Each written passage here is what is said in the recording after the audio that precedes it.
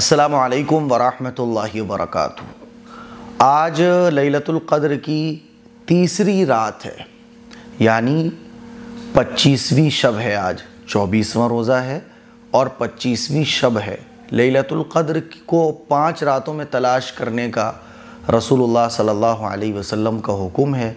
2 راتیں گزر گئیں، آج تیسری شب ہے۔ اب ایک بڑا اہم مسئلہ خواتین کے سامنے آ جاتا ہے، اور وہ خواتین جو رمضان کے آخری عشرے میں ناپاک ہو جاتی ہیں۔ اب ان کے سامنے ایک بڑا مسئلہ آ جاتا ہے اور وہ مایوسی کا شکار ہو جاتی ہیں۔ انہیں لگتا ہے کہ اب ہم تو لیلۃ القدر کی رات سے محروم ہو گئے، ہم تو عبادت بھی نہیں کر سکتے، ہم تو لیلۃ القدر کی جو فضیلت ہے وہ حاصل کرنے سے محروم رہ گئے۔ پھر جو سوشل میڈیا پہ چلتا ہے اور جو کچھ سنی سنائی باتیں اور چلی چلائی باتیں ہوتی ہیں، اس سے خواتین اور ڈر جاتی ہیں کہ صاحب مصلی پہ بھی نہیں بیٹھ سکتے۔ یہ تک ہمارے معاشرے میں مشہور ہے کہ مصلی بچھا کر ناپاکی کی حالت میں اس پر بھی نہیں بیٹھ سکتے۔ تو آج میں آپ کو ایک بڑی اہم بات سمجھانے جا رہا ہوں۔ تو آپ لیلۃ القدر کی رات میں محروم نہیں رہو گی۔ پیریڈ کی حالت میں، حیض کی حالت میں بھی خواتین لیلۃ القدر کی رات میں اللہ کی عبادت کر سکتی ہیں۔ بات سمجھ آ رہی ہے؟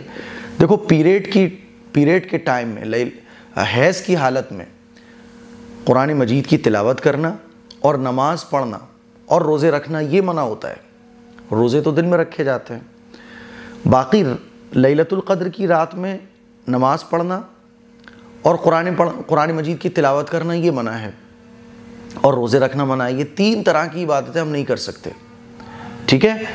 باقی اس کے علاوہ جو عبادت کے کام ہیں وہ آپ بے فکر ہو کے کر سکتی ہو۔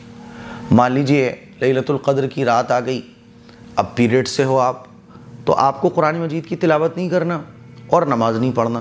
اس کے علاوہ جو عبادت کے کام ہیں وہ آپ کر سکتی ہو، جیسے کہ ذکر و اذکار، تسبیح فاطمی، درود شریف، استغفار، تیسرا کلمہ، پہلا کلمہ، ہے نا، دعاؤں کا اہتمام۔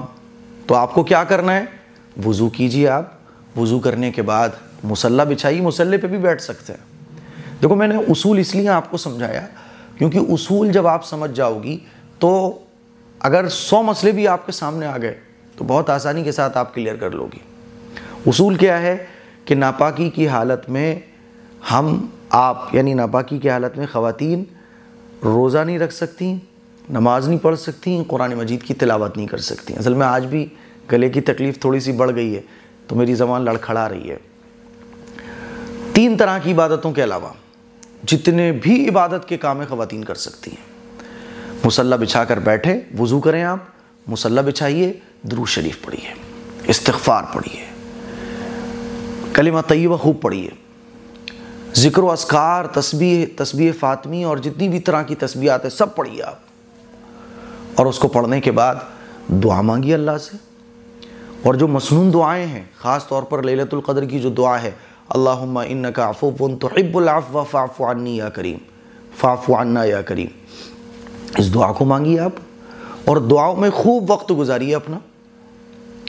تفسیر بھی پڑھ سکتی ہیں آپ، قرآن کا ترجمہ بھی پڑھ سکتی ہیں۔ قرآن مجید کی تلاوت نہ کریں لیکن قرآن مجید کا ترجمہ پڑھ لیں، قرآن مجید کا ترجمہ سن لیں۔